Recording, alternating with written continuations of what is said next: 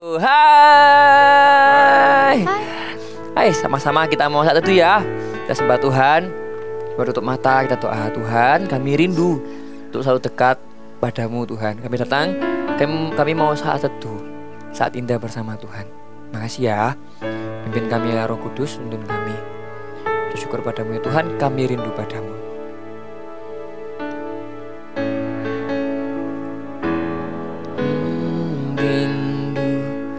Selalu dekat denganmu, Tuhan Yesus, sahabatku.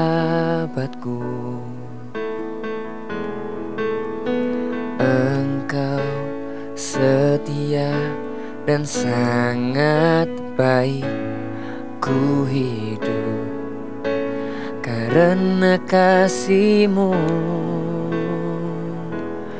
Tuhan Yesus, ku rindu padamu. Setiap hari ingin bersamamu. Tuhan Yesus, kerinduan hatiku menjadi seperti-Mu, senangkan hatimu. Kami rindu padamu ya Tuhan. Rindu selalu dekat denganmu, Tuhan Yesus, sahabatku.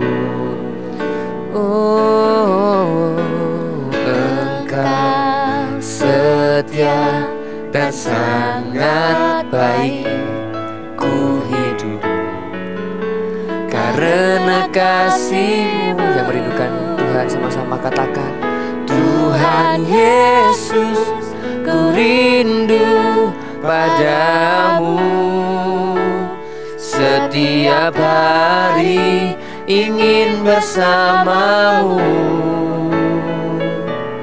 Tuhan Yesus, kerinduan hatiku menjadi seperti-Mu, senangkan hatimu. Tuhan Yesus, Tuhan Yesus, ku rindu padamu. Setiap hari ingin bersamamu. Tuhan Yesus, kerinduan hatiku menjadi seperti-Mu, senangkan hatimu.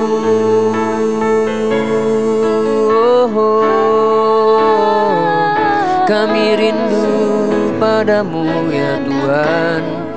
Kami datang padamu, menyembah-Mu, menikmati indahnya kasih-Mu ya Tuhan. Kami semua merindukan-Mu Tuhan, rindu akan hadirat-Mu, jamah setiap kami.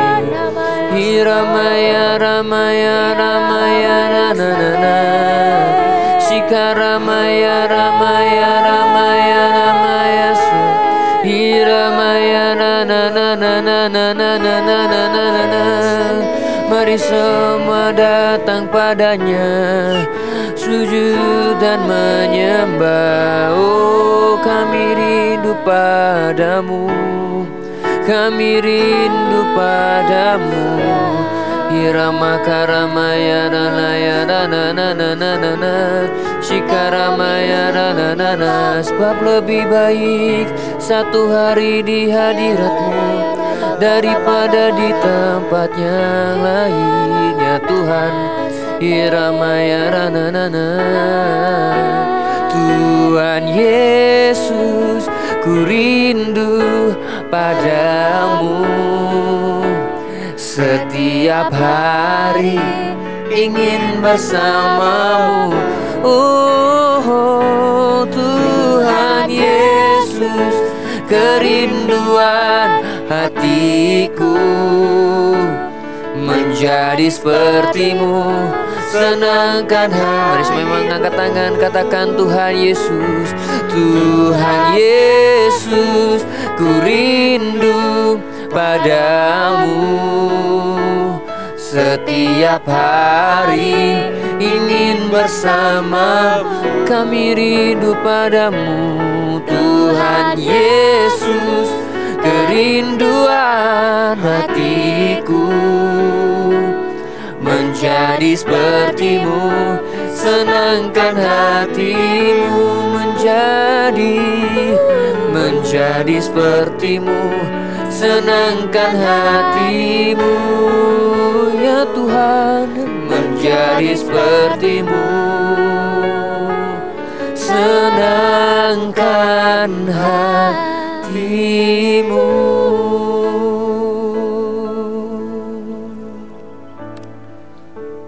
Tuhan, kami selalu ingin Tuhan rindu setiap hari bersama-sama, setiap saat Tuhan.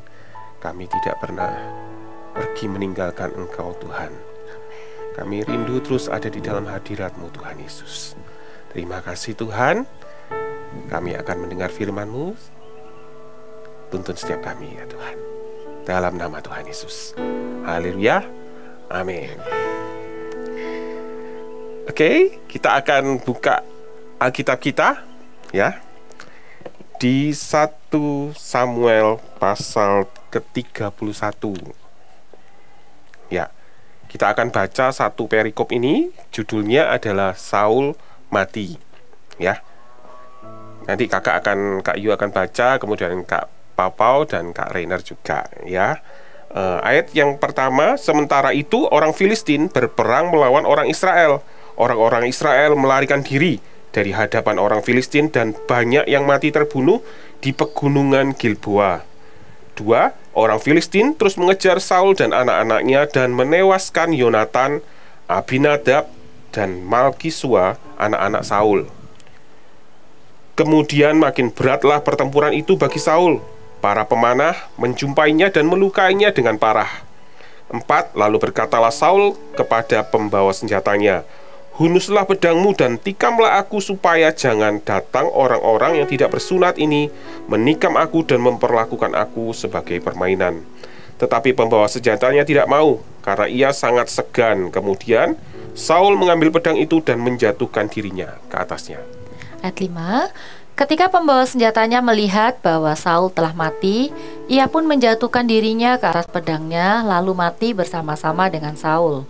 Jadi Saul, ketiga anaknya, dan pembawa senjatanya, dan seluruh tentaranya sama-sama mati pada hari itu.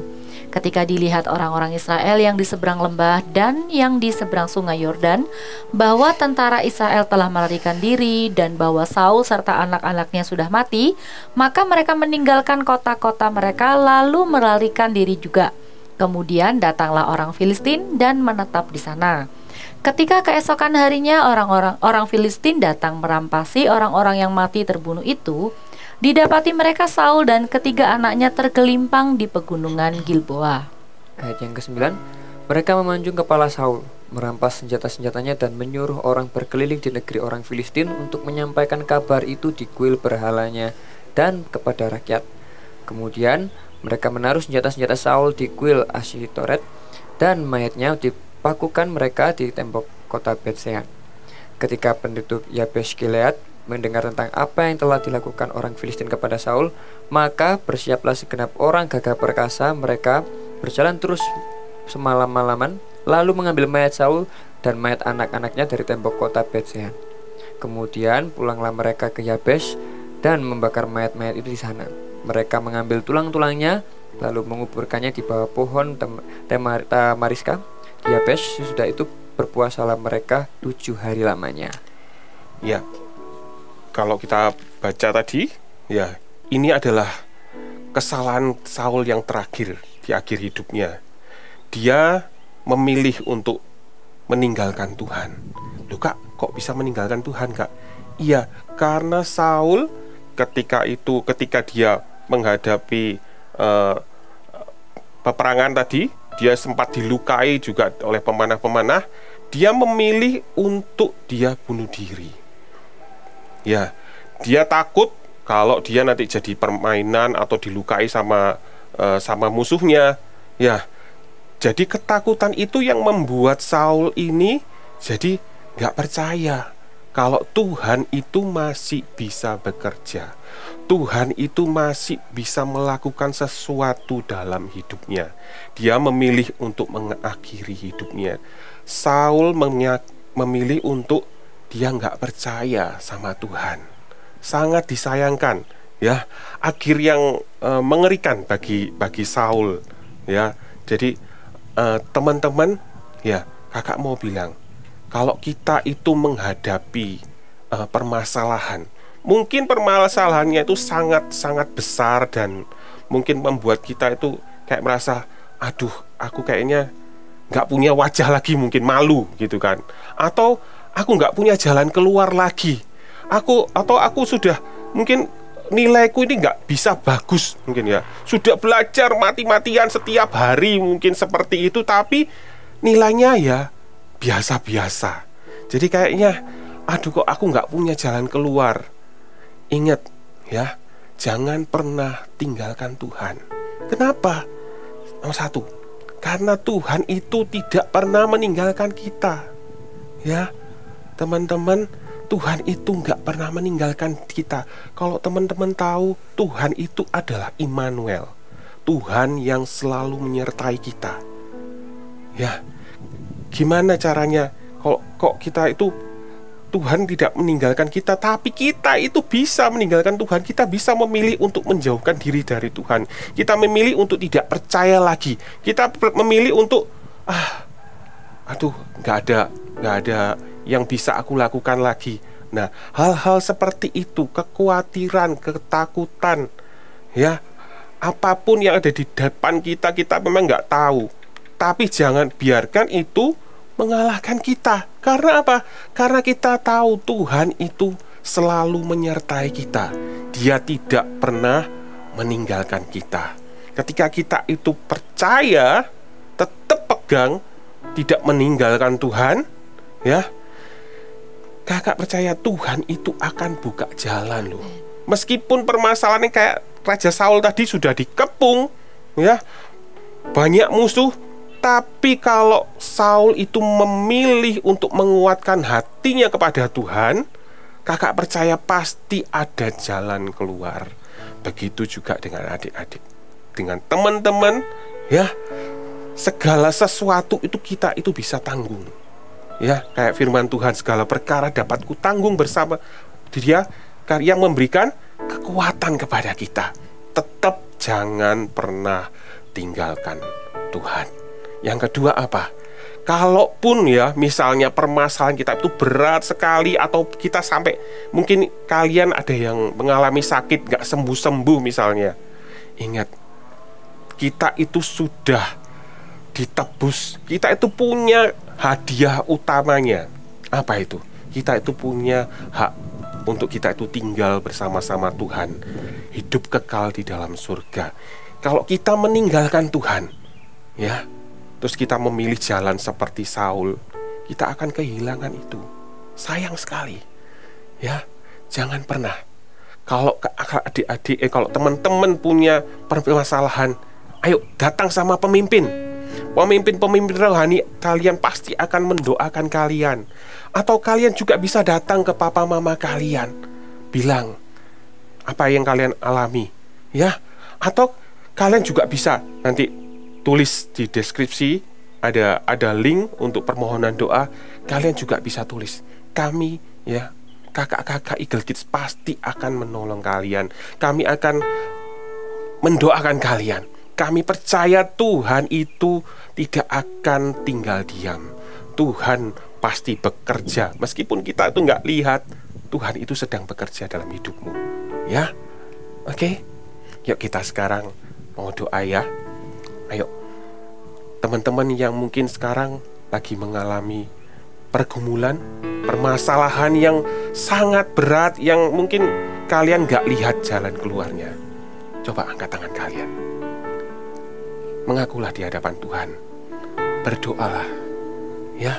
Ngomong sama Tuhan. Dia adalah penolong kita yang sejati. Tidak ada yang orang lain yang bisa menolong kita kecuali Tuhan. Adik-adik, teman-teman bisa ngomong apa yang jadi kegelisahanmu, apa yang jadi permasalahanmu. Minta Tuhan tolong sekarang, saat ini, di dalam nama Yesus. Tuhan Yesus, kami berdoa Tuhan untuk setiap teman-teman kami yang mengangkat tangan Tuhan. Biar Tuhan ulurkan tangan-Mu Tuhan kepada setiap mereka yang sudah angkat tangan ini Tuhan. Ulurkan tangan-Mu Tuhan. Tawarkan kekuatan yang baru Tuhan. Bekerjalah dalam kehidupan mereka Tuhan. Kami percaya Tuhan, tidak ada yang mustahil di dalam Engkau Tuhan. Kalaupun tidak ada jalan, Tuhan, Kau yang akan buka jalan yang baru Tuhan. Kami percaya Tuhan, ketika kami itu terus pegang Engkau, kami tidak meninggalkan Engkau Tuhan. Selalu ada jalan, selalu ada kebaikan, selalu ada yang disyukuri, selalu ada kekuatan yang senantiasa menolong setiap kami Tuhan. Terima kasih Tuhan. Di dalam nama Tuhan Yesus, terimalah kekuatan yang baru. Terimalah sukacita, terimalah ide-ide yang brilian, yang luar biasa, yang mungkin kalian gak pernah pikirkan sebelumnya. Tuhan itu akan nyatakan ketika kamu tidak menyerah, ketika kamu tetap memegang jubahnya Tuhan, ketika kau mengulurkan juga tanganmu kepada Tuhan, meminta pertolongannya. Di dalam nama Tuhan Yesus. Haleluya.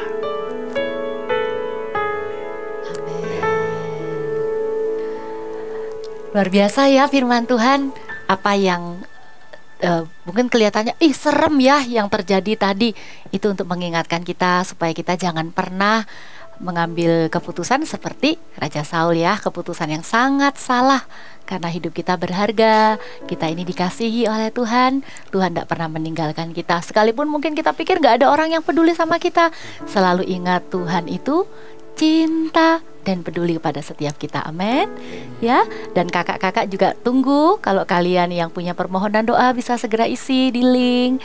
Dan seperti yang tadi Kak Yo juga bilang, kita nggak sendirian, ada teman-teman di CG juga yang siap mendoakan. Ya, sampai jumpa di saat teduh Jumat depan. Tuhan Yesus memberkati. Bye. Berikut adalah cara penggunaan aplikasi I Love My Bible. Masuk ke aplikasi GMS Church, di bagian Home akan muncul tampilan untuk aplikasi I Love My Bible. Klik pilihan bahasa jika Anda memiliki preferensi bahasa tertentu. Ada 2 pilihan bahasa yang disediakan, yaitu bahasa Indonesia atau bahasa Inggris. Pilih versi yang akan digunakan umum atau anak-anak. Untuk anak-anak ada 2 versi, yaitu Super Trooper untuk usia 3-9 tahun dan Voltage untuk usia 9-13 tahun. Klik pembacaan kitab mulai dari urutan kitab yang paling awal, yaitu kitab Kejadian.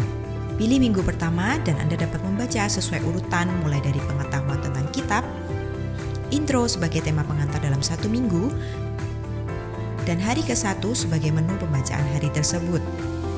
Download template arah untuk Anda dapat membagikan ayat, rema, aplikasi, dan harapan yang Anda dapatkan dari pembacaan hari itu di media sosial.